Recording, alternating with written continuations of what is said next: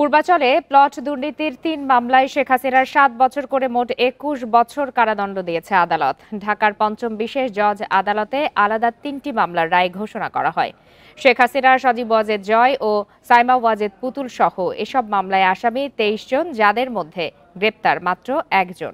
দুদকের আইনজীবী খান মোহাম্মদ মইনুল হাসান জানান, ২৩ নভেম্বর যুক্তিতর্ক শেষে রায়ের জন্য বৃহস্পতিবার দিন ধার্য করে আদালত। ক্ষমতার অপব্যবহার করে পূর্বাচলে নতুন শহর প্রকল্পে শেখ হাসিনা, জয় ও পুতুলের নামে ১০ কাঠা করে প্লট বরাদ্দ নেওয়ার অভিযোগে পৃথক ৩টি মামলা হয় চলতি বছরের জানুয়ারিতে।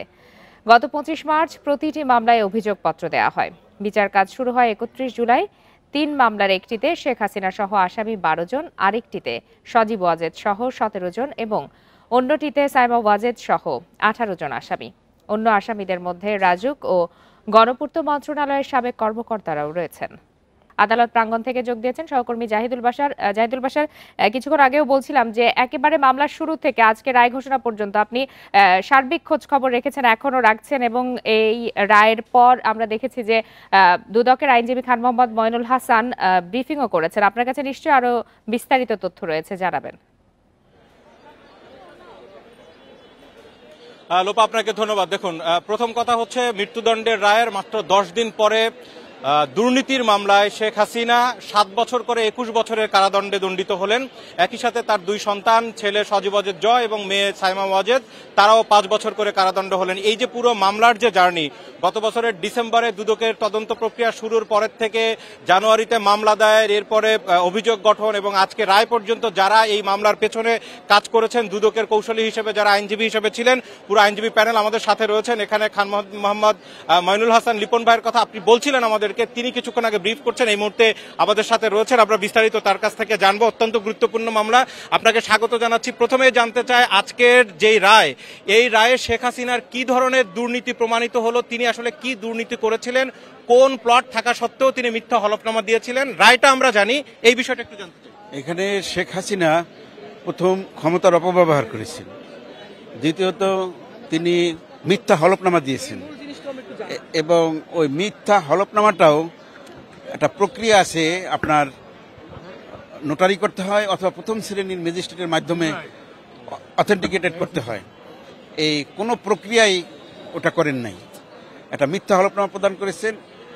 রাজুকের বিধিমালা অনুসারে নিয়ম হচ্ছে যে একটা হলফনামা দিতে হয় যে নিজের অথবা স্বামী বা স্ত্রীর পুত্র, কন্যা অথবা পোষ্যদের ঢাকা বা ঢাকার আশেপাশের কোনো প্লট বা ফ্ল্যাট থাকতে পারবে না।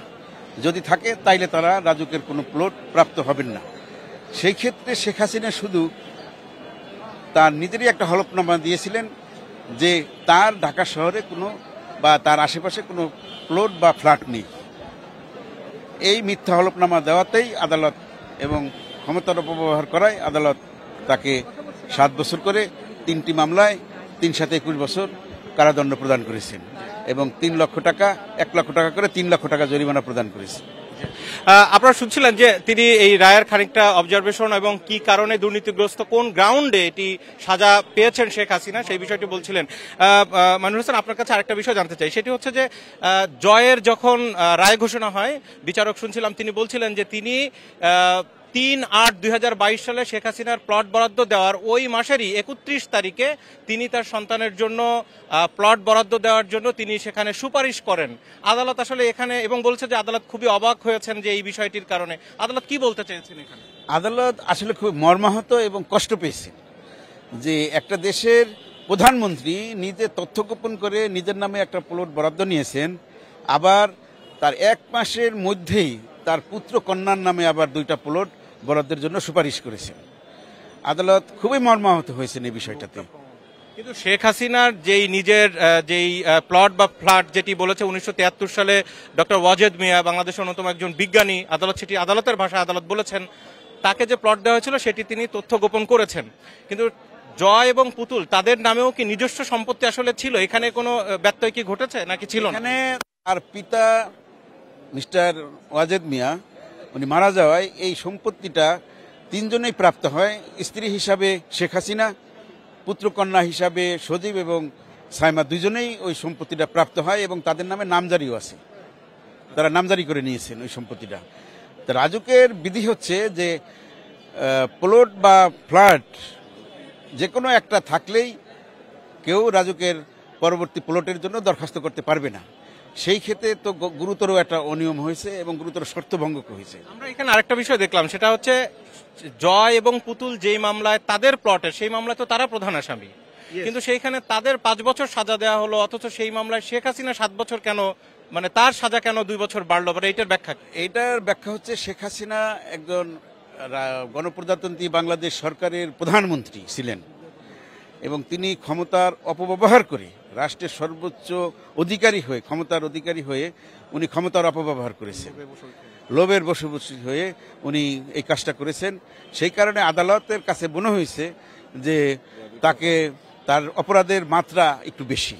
একটা প্রশ্ন যেটি অনেকে এটা নিয়ে সমালোচনা করছেন, যে এটি কি সরকার পরিবর্তন হওয়ার ফলেই কি আসলে এই যে তদন্ত এখানে কোনো ধরনের প্রভাব পড়েছে? এখন আওয়ামী লীগ ক্ষমতায় নেই বলেই কি আসলে তাদের দুর্নীতিগুলো বিভিন্নভাবে প্রমাণিত হচ্ছে? এটা নিয়ে অনেকের প্রশ্ন আছে। আসলে আপনাদের বিবেকে কি বলে যে ওনার ঢাকা শহরে সম্পদ আছে, ফ্ল্যাট আছে, ধানমন্ডিতে বাড়ি আছে, সেই ক্ষেত্রে মিথ্যা হলফনামা দিছে, তথ্য গোপন করেছে, তাহলে আপনার যারা এই ধরনের ভাবতেছে যে সরকার পরিবর্তনের কারণে তার নামে মামলা হয়েছে, আসলেই কি এই ঘটনাটা কি সত্যি? এটা ভ্রান্ত ধারণা, সম্পূর্ণরূপে ভ্রান্ত ধারণা। এবং প্রধানমন্ত্রী হিসাবে, দেশের প্রধানমন্ত্রী হিসাবে তথ্য গোপন করা আসলে উচিত না, নৈতিকভাবে উচিত না। জি, আপনাকে অনেক ধন্যবাদ। আপনারা শুনছিলেন যে এখানে দুদকের আইনজীবী হিসেবে যারা এই পুরো মামলায় ছিলেন জানাচ্ছিলেন যে রায়ের পুরো বিস্তারিত, কোন গ্রাউন্ডে শেখ হাসিনা তার 2 সন্তানের সাজা হলো দুর্নীতির এই মামলায়। জি, জাহিদুল বাশার, আপনাকে অনেক ধন্যবাদ। আপনার সাথে আইনজীবী খান মোহাম্মদ মইনুল হাসানের কথোপকথনে বিষয়গুলো আরো স্পষ্টভাবে জানতে পারলাম আমরা। ধন্যবাদ আপনাকে অনেক।